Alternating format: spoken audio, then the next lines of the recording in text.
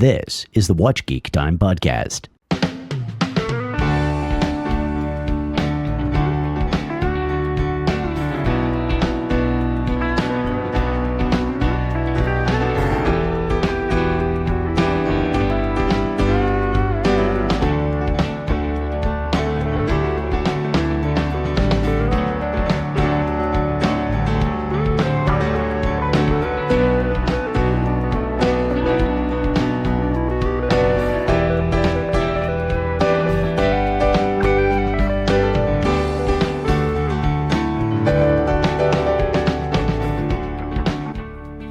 Everybody, welcome to the Watch Geek Time podcast. I'm Scott. This is Tim with Independent in Time, independentintime.com.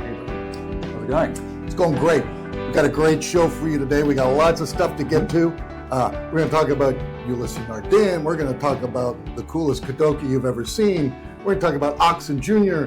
Tim's brought some cool goodies. And as we do start off the show, let's talk about what we're wearing first. What do you got on there? Well, today, this is I guess what they might term as an early club watch or collaboration, as they often talked about today. So this is a watch, it's called the St. Gallen, and I don't know if you can see it here, we'll take it off. It's a doctor's watch, specifically it was designed with a second hand that has 4 second hands, so this makes it much easier for a physician to take the pulse or the respirations of a patient. And it was actually developed with one of the Purist Pro physicians. That's why it's a club watch, because it was developed for the Watch Pro set. Yeah, and I'm going to throw it down here. Okay.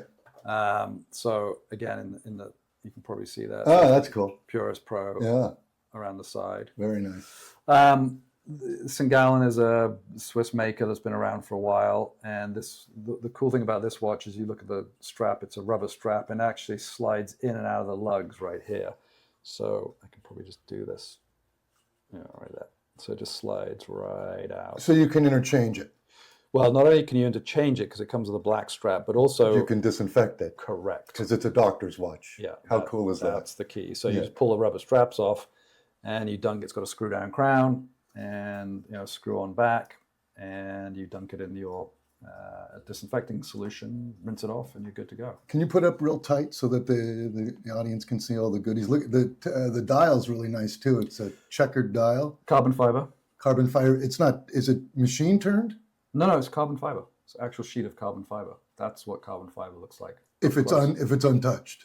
Yeah, I mean it's got a lacquer coating. In fact, down at 6 o'clock, if I can get in the light. It actually says Purist Pro. Oh, it does. Sure. Right in. Let's go in here. I don't know if we can focus on that. Here, you get in there, and I'll see if I can't get it tight. Back it up just a little bit.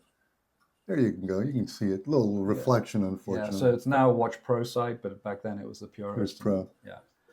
So so it's even worth the same amount that you paid for it, because it's... Well, you can buy these still. Actually. I think so. There's 178 of these. They didn't sell all of them. In fact, if you go on the Watch Pro site, I think there are still a couple of them available for sale. Always. They're not a lot of money, $1,500. No, I mean they're cool. Yeah. And tell us what's going on with the four-handed second hand there. Well, that way you don't have to wait for a second hand to come all the way around before you start taking your respirations. So you've got a scale over here, and there's another scale over here. That's respirations. This is your pulsations here for taking people's pulse. Oh, it does both, because Omega had a watch like this, a doctor's watch, where you had a single pusher on the side. Yeah, so you got 2 scales around the outside. Yeah, so there's 2 scales. That's your pulse on the right hand side, if you will, and then on the left hand side is for respirations. Very cool. So again, it's jumping in out of focus a bit, but yeah, fun piece. I don't wear it a lot, but it's a good everyday beater watch. It's fun. Yeah, I've got to get the strap correct. I'm wearing a vintage Seiko today. And this is a very, this is one of my cooler watches, I think, circa 1970-ish. It's in amazing condition. It's in great shape, probably because I don't wear it a lot. Right. But it keeps absolutely perfect time. And my understanding is it actually has a predated Grand Seiko movement in it. So it's like the It's got like a Credor movement in it, and it keeps, as long as it stays wound, it keeps perfect time, and it's even got a 24-hour. It's got a 24-hour little guy there between 10 and 11, and the date at 6. Not a GMT, not a GMT. So similar to the Kadoka. Correct. And I think Seiko just did that as sort of a fun thing. I mean, what does that mean? That just tells me that when you have to, that your date is either. So I'm just zooming in so I can actually read 24 joules. So this is a highly jouled movement. And the accuracy of it. Yeah. Here's the other crazy thing about it. Not only is it super accurate, it's got an almost 70-hour power reserve in it. That's nice. Which is unusual for such an older watch. So it's got a big barrel, and it's got an exhibition back. Interesting. Yeah, really a rare dog as far as Seiko goes. Yeah, get in there. It's kind of difficult with the string. A little difficult with the bracelet on there, yeah. No, that's a cool watch. I actually got a cool out of Tim by that. Yeah. Listen, my friends, I live for a cool. I have a Seiko Turtle. I live to get a cool out of Tim. So let's dive in. Okay. You've got, you're teasing us over here with a little box. Yes. So we're going to start with anyway. This is we're going vintage. Let's go vintage. This is a piece that I acquired in a trade-in, and it's let's take a look at this. Oh my The fact goodness. that it has the original box is kind of cool. So it's a Vacheron Constantin. Yeah. And just a quick little bit on Vacheron Constantin. One of the original crown jewels of Swiss watchmaking, the other two being Patek Philippe and Audemars Piguet. Why are they considered the crown jewels, Tim? Well, they've been around for the longest time. The three companies have been around for a long time, and they've been consistent. They've basically focused on really high quality watchmaking and small quantities, and that longevity, together with the consistency and dedication to the sort of high horology or haute horology, as they say in French, has stood the test of time. And you look at their watches this watch is from 1946, but you can look at APs, you can look at Pateks from that period, and they are some of the finest watches you'll ever lay your hands on. And they weren't made in mass quantities compared to what they're making today. I mean, and these people never shut their doors, right? They've been opened and stayed open. Like I think Vacheron is their slogan is founded on an island in Geneva and still there, or some depuis 1797 or something. Yeah, they've probably of the three, they've been around the longest, I understand. But I will say this: their history is probably less pure, if you will, than Patek and AP. There was a period in the 70s that they were owned by some holding companies, and they lost the plot a little bit from my perspective. But they've been doing great stuff for a very long time, and they've made some of the most important historical watches that have been owned by various heads of state and royalty all around the world. Have admired their watches for years because they've made high quality watches. Sure. And the other thing that I love about it is here we talk a little bit about the movement here. Yeah. So this is the caliber from Geneva that Vacheron. I mean, they made this caliber for a number of years. And actually, my history is not that good on this particular caliber, but I've seen it in quite a few watches, and it's a lovely piece of high quality watchmaking. Now it looks around the perimeter of the movement, it looks dirty because that's the backside of the dial, but the actual movement itself, and this was a photograph they took a while ago when I opened it.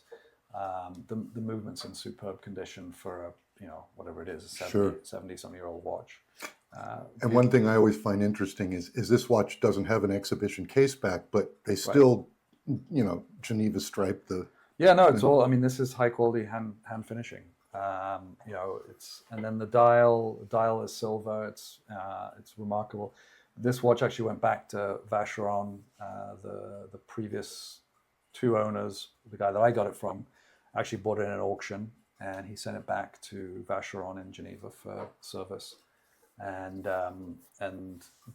they had it for a number of months and probably cost them a fair few pennies.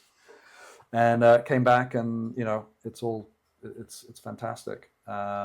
It's what's cool about this, and again, limited with this camera, but where the name is, that's actually enameled on the dial. And the applied Arabics are there. There's a little bit of discoloration around some of the numerals, and but it's in remarkable condition. Now, to my knowledge, this is a 70-year-old watch. A lot of these watches, when they went back to the factory 30, 40, 50 years ago, if the dial wasn't perfect, something had got in there. I mean, these cases they're not water-resistant cases.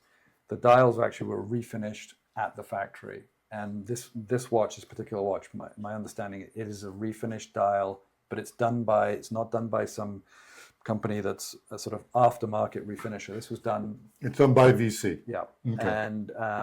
And this is why it looks as good as it does. And it's it's remarkable. And I mean the lugs. So what's trick about this watch? I mean, you can point there, but you got the pointer. I got the pointer today. So these lugs are really cool. It's like a triple clamshell lug, and it's on the flat.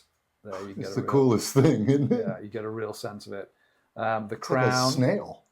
Yeah, the crown, the original crown, and then also the all important Swiss hallmark for 750, which is right there on the side of the case. Again, it's jumping out of focus because that's in the way. There we go.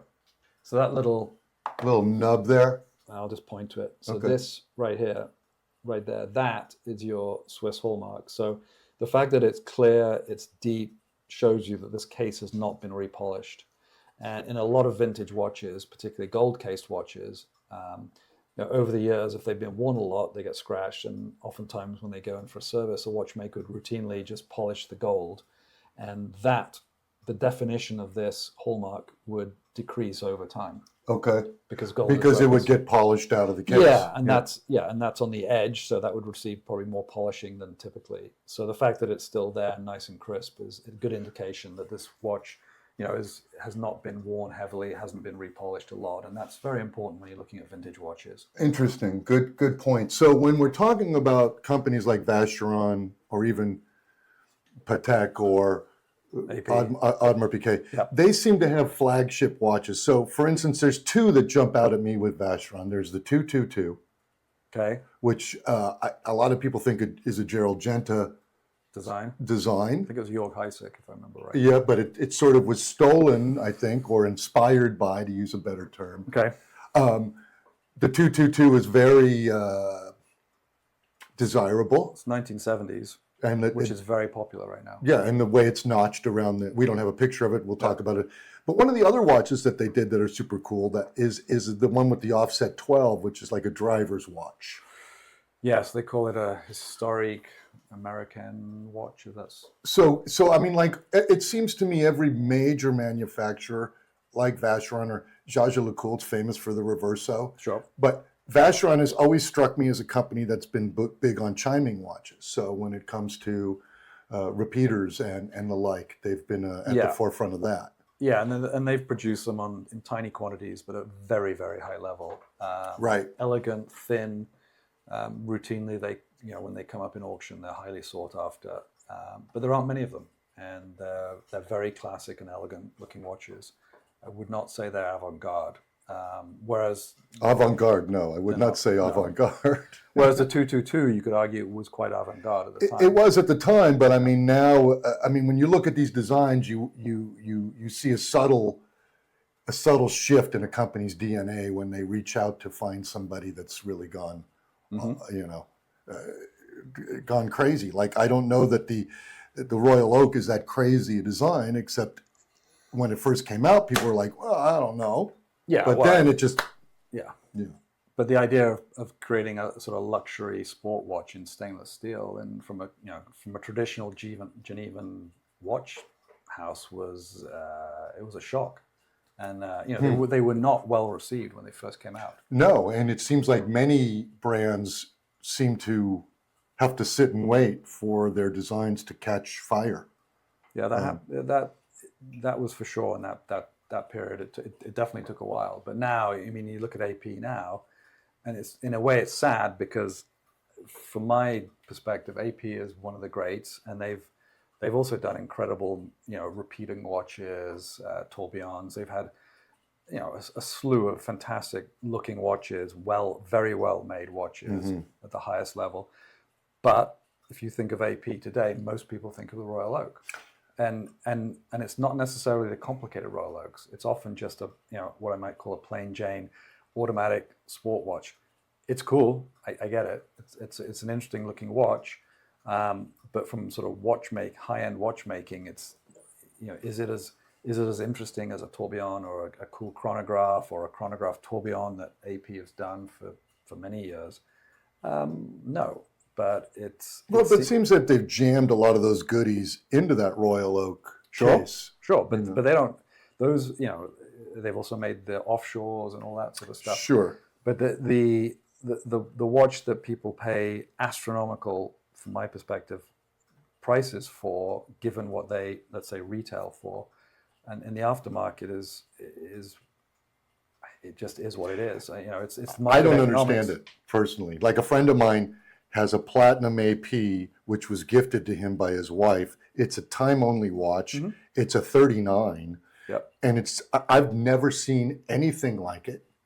The dial is made by hand. The watch is absolute perfection. He never even takes it off. Mm-hmm. I mean, his wife gave it to him, and it's a memory of her.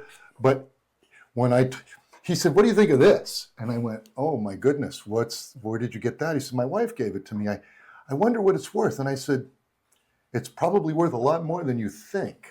And he said, "What do you think, $7 or $8 grand?" And I went, "More like 35 or 40 grand." And he didn't believe me, so we went and looked it up, and sure enough, I was $5 grand short. Yeah, I was going to say that was a while ago. Yeah, that was probably about 2 years ago, and it's a platinum watch. Oh, it's worth.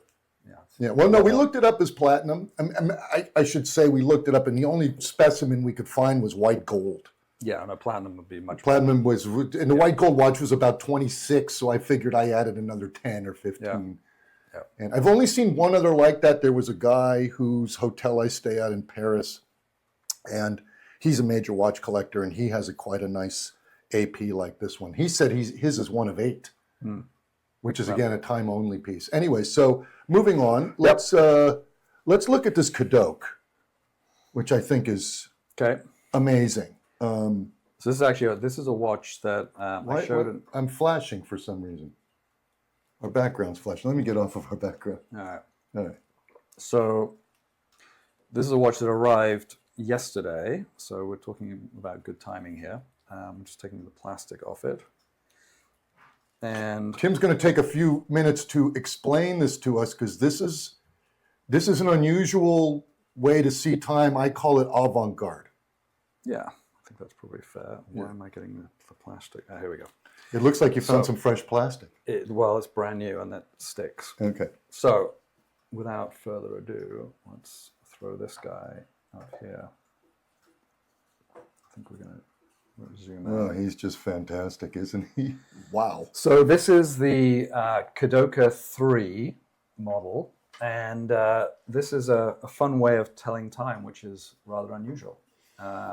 So it's a time-only watch. It has a minute hand, and it has hour hands. So it actually has 3 hour hands. Currently, what you're looking at... Get that pointer out there. Yeah, I'm just going to zoom in a bit. Good. Currently...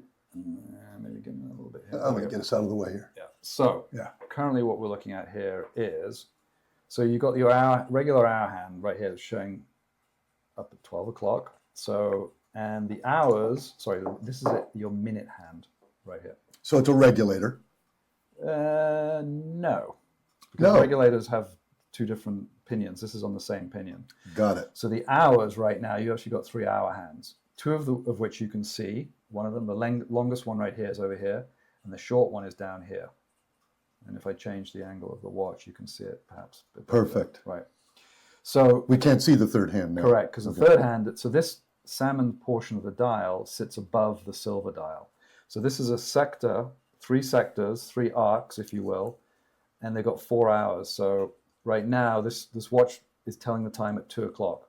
And so the hour hand is at 2. You've got 2 hour hands because right now the third one, the middle hand, the middle length hand rests right about here underneath the dial. So I'm going to operate it because that'll make more sense. But as the time, so right now, this long hour hand has traversed from 10, 11, 12, 1 to 2.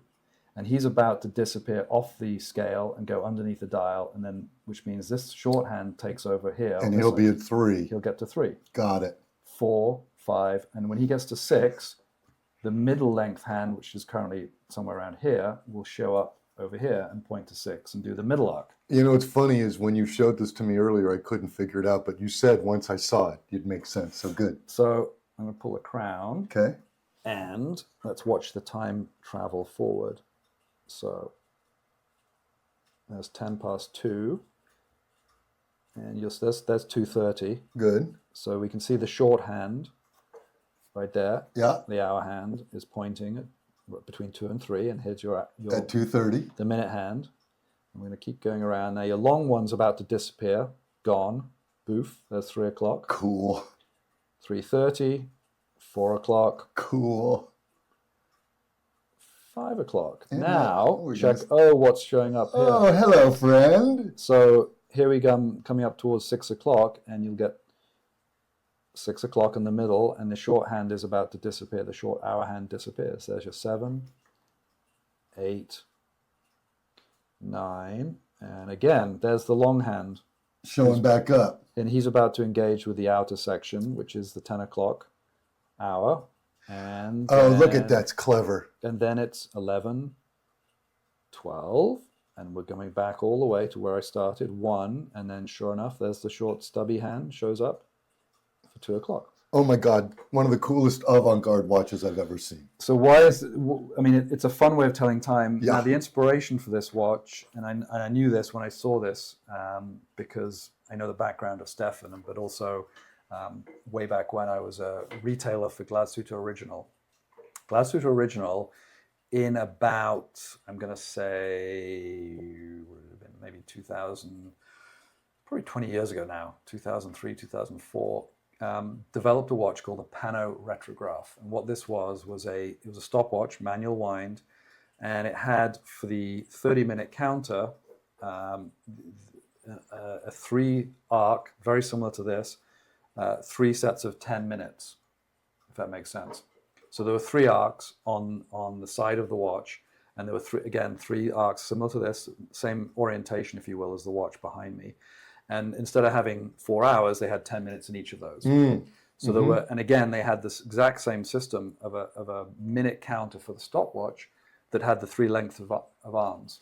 So for the counters. So so they would sweep around, and again, they went underneath the dial when they weren't being shown. So the long hand came out, did the outer arc, the middle one came out, did the middle, and the short one came short. Now, the reason they use this instead of having a complete round disc of 30 minutes is this watch not only recorded the minutes for a stopwatch, but also had a setting where there's a pusher on the side. You could actually run the chronograph backwards, and you could pull the crown out, set the minutes to however many minutes you want, push the pusher on the opposite side, and the chronograph would work backwards. Meanwhile, the watch is running forwards. And guess what? When it hits to 0, it had a chime like a minute repeater. It went ding. Wow. So it actually had two trains? No, it just had a gear it had switching. like a clutch that would switch the gear around. Yeah, and to run the chronograph backwards. So the second hand would run backwards, as did the minutes. It's a really cool watch. Anyway. So this is his inspiration. It's his because at the time, Stefan, after he finished watchmaking school in Germany, went to work for Glashütte Original. And he was around when that watch was being developed and built, and he probably filed that away in his mind. Was like, well, that's a really cool trick idea, and maybe one day I'll do something. And sure enough, this is the Kadoka 3. And I mentioned it to him when I saw the watch in Geneva, when he showed this watch initially 2 years ago, I think it was. I went, "It's something to do with the Glashütte Pano Retrograph," and he smiled. He goes, "Well, I did work at Glashütte." Yeah. Tim. He's like, Tim. No. They do some cool stuff there at Glashütte. They have the reverse pano, which is amazing to me. Right. Which is sort of look at this. This is the same classic Kadoka, beautiful finish. obviously his DNA is very apparent as we've seen the back of his watches. Yeah, and each of these. So I was actually comparing this to the other one I showed last week. The individual engraving on that balance cock. Looking at it quickly, they look like the same, and of course you got the infinity symbol right there. Yeah, right in the middle. But if you look with a loop, each one is individual. They're not exactly the same. Oh, so because all of this stuff is done by hand. Yeah. So my question is they all have an infinity. They all have the same, but somebody's hand did this, so it's going to be a little different. Yeah, so each of these little scrolls along the edges are all slightly different in each watch. But that infinity symbol is right here in the middle. That's the same in each of the watches, But again, it's never going to be, if you've got a micrometer out and measured across that part of the infinity, each one's going to be slightly different. It's fantastic. Who did the engraving? I actually don't know. It's not Stefan himself. It's not Stefan. No, okay. No, he does the skeletonization of his watches, but the actual hand engraving is done by a master hand engraver that he knows in Germany. Is it the same person who's doing this stuff? Because they all seem to be. Yeah, same one. Like I think last week we made mention of Long and Sona. You actually, if you have a lot of Long and Sona watches, like one of our friends do, you can actually know who did the right. And then also this name plate or plaque right there that says Kadoka, Germany. Yeah, that's hand done as well by the same fellow. Oh, okay, fantastic. So as far as the other decorations, that's Stefan's, or does he do the work? Yeah, they do. Yeah, they put all that other decoration on there, that brushing, and it's like a frosted finish, and they do all the anglage. You call it frosted. I call it a tremblage, but I guess I can see it is frosty. Yeah, but all around, and I think I pointed it out last week, but all around, right around this edge, right, this is all angled, this is all beveled by hand. You can sort of see it there in the reflected light. God, you're giving me chills. This watch is giving me chills. Yeah, it's a really cool watch, and I've had all silver dial version of this one before. What's the metal? Stainless steel. Okay. 39 millimeter. Okay, perfect size. With that salmon. So this section here, was in the original watch was more of like a silvered color. I've seen them in. They'll do it a blue if you want. They'll do that like the gold one I brought last week, which was the Kadoka 2. Right. So, but I ordered this one for stock because I hadn't had one and it was a newer dial. I thought, great. They selected the strap for me. I have to say I'm loving this strap. I think it's a great strap. So great fun watch. It's a fantastic watch. Yep. So brand new, just showed up yesterday. I guess my only question about it would be if because I said the same thing last week. I love the watches. I'm just not crazy about that rectangle sitting there.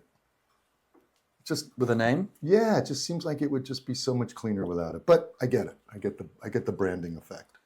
Yeah, it's just the aesthetic. I mean, that's the beauty of these things is they all have their appeal to each of us. And if we all loved the same watch, life would be really boring. Life would suck. Yeah, agreed. Should we talk about this UN? Sure. So this actually is a watch that ties us together. Yes, it does. We took a picture together. We'll see. This week we added a bumper. A long time ago. Oh God! Don't say how long ago, please. Don't say. You had more hair. I had hair. I just had hair. I had hair. Yeah. Yeah. And I didn't have any gray stuff around. Oh boy. So this watch, this is one that's been resided in my collection for a long time. I actually got this in 2006, Father's Day, from my girls. Hell of a gift. Yeah. And this is Chronometer. Their mum helped. Well, that's good. So this is Ulysse Nardin. It's from the Marine Diver series. You actually had a Marine Diver in that picture. I did. So this was, so they had a regular production of typically of a black or a silver dial. And then each year they would typically come out with an interesting limited edition to, have something a little bit more interesting for collectors that wanted something that was not just regular production. Mm-hmm. So this was the second in the series of what I call, actually the third in the blue series. They came up with a Blue Max, which was the original.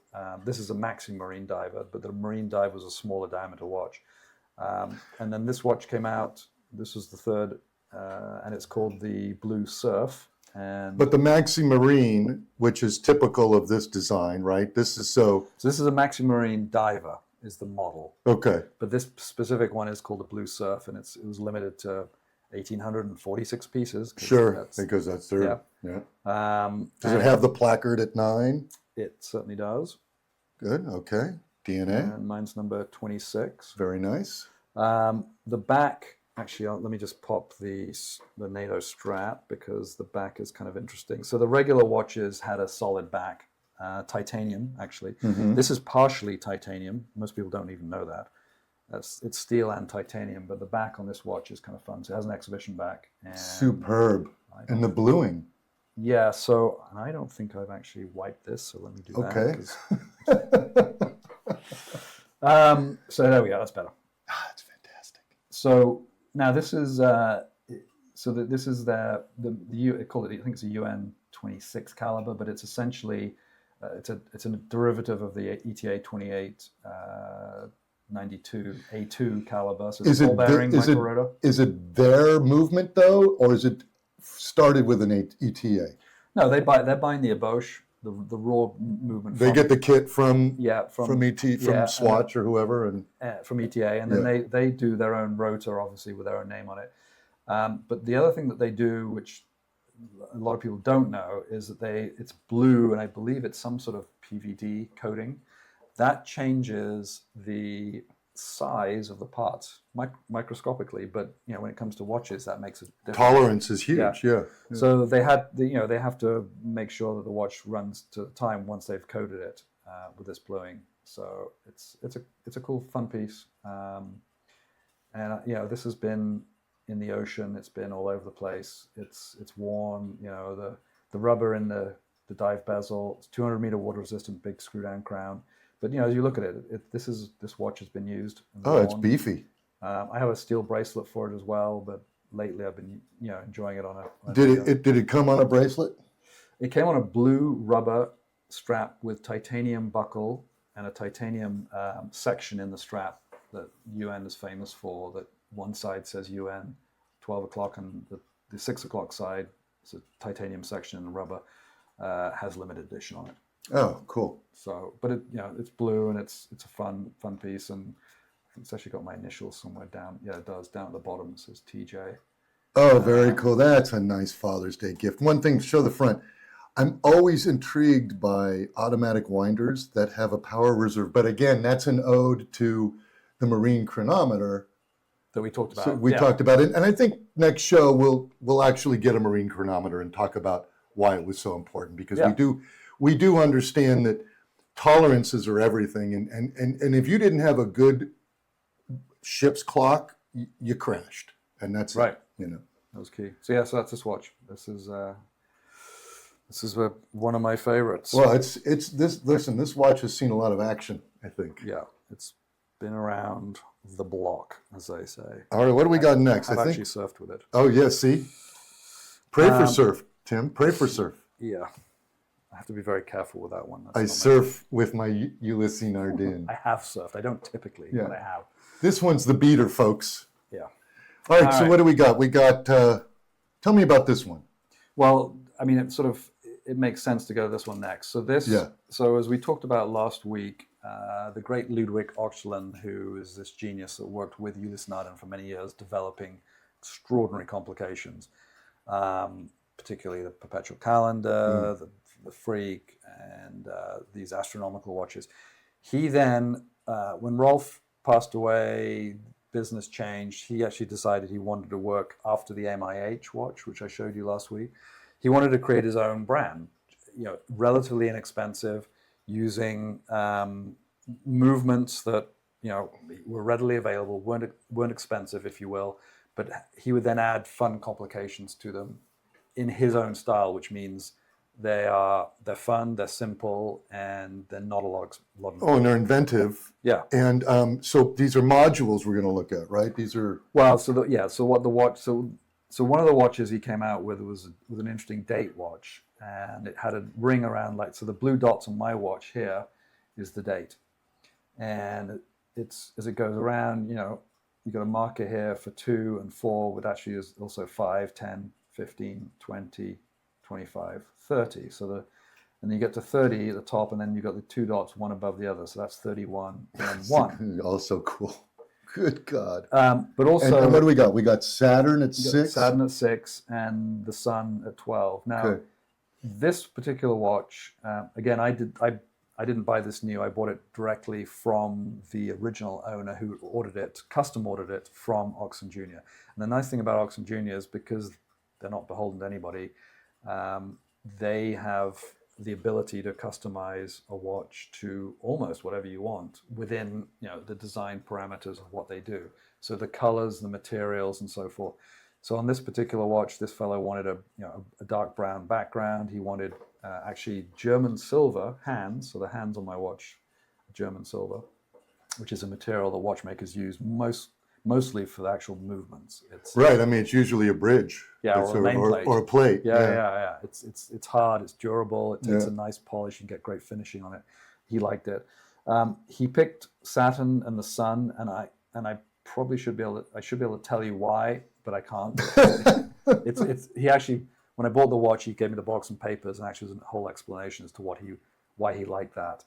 He was obviously into astronomy. But he specified these motifs. Obviously. Correct. So the sun is in gold, 18 karat gold, and the Saturn, I believe, is in platinum. And it's actually interesting. There's a little bit of discoloration. You can sort of see it. Let me zoom that in there. Yeah, but there's Saturn.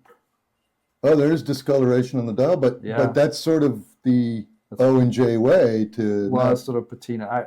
But I would say, I'd argue that's not meant to be there. Oh, okay. Because it seems like there is a relative. I mean, they do lack of finish. By design. Correct. Okay. So the movements are good. This is a Swiss ETA 2892 base movement, and then Ludwig's added a module for the date. But also you'll notice there are other 2 discs or 2 rings. So down here at 6 o'clock, you've got 7 dots. And now those are the days of the week. Mm-hmm.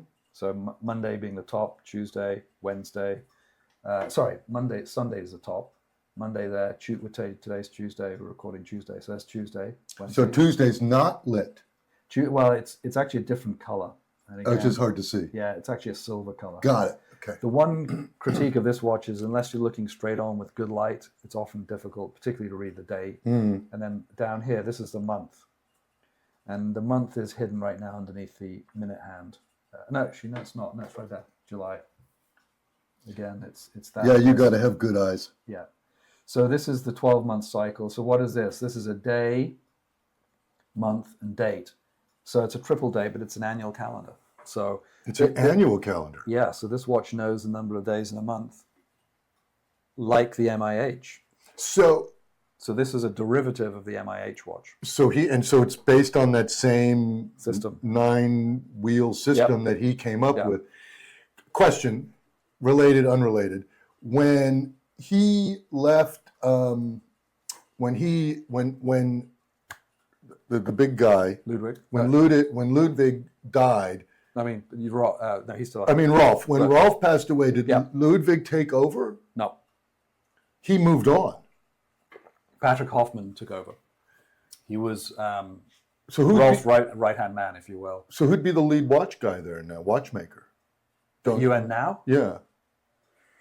I don't know. Because they keep coming out with a freak like every 3 weeks, it seems like. Well, so the original freak was that was a very different watch than what they're producing today. Oh, yes.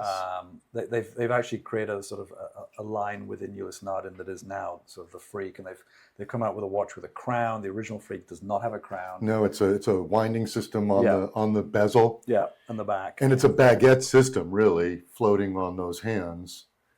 Baguette system. Yeah, it's like a baguette movement because it's all in line. You've got the oscillator at the bottom of the chain, and it's all sort of writing on the hand system. Oh yeah, I mean, when I say the term baguette, I mean that it's all in line. It's like it depends if where the hands are lined up. Yeah, because the minute hand has that. The wheel train goes along the minute hand. Right. Yeah. No, I get what you're saying. Yeah. But so that original freak, when it came out 20-something years ago, was remarkable. People, they freaked. Well, that was the point of it. It was absolutely, nobody had ever seen anything like it, and it was brilliant. Some of the watches today are not of that ilk. They've tried to dumb it down, if you will. And they've added a crown, and it's sad, but hey. Well, listen, happens. you and I have talked about DNA, and we've talked about watchmakers staying true to themselves and all that kind of stuff. And this is a company that I think has when Rolf passed away, they lost their way. Well, they stayed, I would argue they stayed pretty well with Patrick Hoffman running it. But then things changed. The company actually was then sold, and Rolf's wife was a major shareholder, and she decided she wanted to cash out, I guess, for better lack of a better word. Okay. So that was when things changed, and the company bought him was Caring, big The holding company, yeah. the coffee company. And they are also in Giro Perigo. Giro Perigo and Ulysse Nardin were quite, they're not sister companies, but they shared some ideas together. And, great, wonderful, great houses. One thing just before we leave this watch is two things. It's titanium, which is kind of fun. So this is a raw, basically comes straight out of a CNC machine. This CNC. There's no finishing on this watch, so the surface texture. And that's by design. Yeah, it comes out of the machine like this. Yeah. But two things to check out. One is the buckle, which is kind of fun. So the buckle on this, the strap goes through and just tucks underneath, so you never have the strap hanging out. So what do I mean by that? So let's just go through here. So when the end of the strap goes like that. Oh, that's cool. So it goes on, stays on the inside. And the hieroglyphics on the back of the case? Well, yeah, so those are hieroglyphics. And again, one of those is to donate the sun. I believe this is Saturn down here. And again, the fellow that designed this watch, that was important for him. When it gets bespoke like this, do O&J charge a fair amount of coin to accommodate, or is it just part of the... No, you pay extra for that. You do. And actually, here you can sort of see the CNC finish from the milling machine on Yeah. the surface. The other thing that's fun about this watch, and that is the strap. What is that strap made of? I don't think it's leather. Well, it's a form of, yes, it's not traditional calf leather, no. It's Right. not. So this is, it's actually from a sturgeon.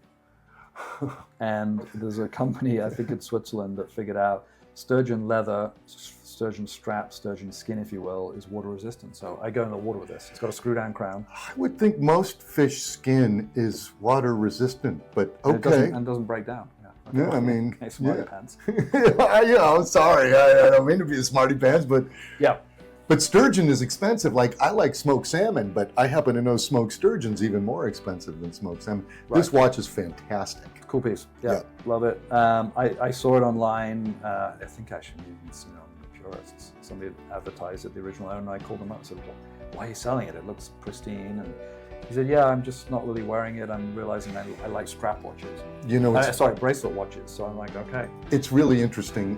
Guys fall in love with a watch and then they don't bond with it and they have to move on. That happens.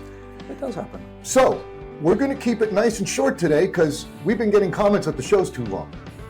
So if you don't have anything, that's it for today. If you've got anything else to say, I'm all game. But again, if you see anything you like, some of these watches belong to Tim, some of them don't. Reach out to Tim at independentintime.com. Instagram at Independent in Time. Which I'll put all in the show notes, and you'll see it in the... Call me. My phone number's all over my website. I'm happy to chit-chat, talk about watches, talk about any of these watches, if you have any questions. I also do replacements. Well, that's the other thing. Tim's a full-blown gemologist. So, friends, all I can tell you is if you're interested in the independent watchmaking world, this is your guy. I'm Scott with Watch Geek Time. This is Tim with Independent in Time. See you next week. Yeah, thanks, Okay. Scott. Thank you. Thank you, guys. Cheers, everybody. See you later.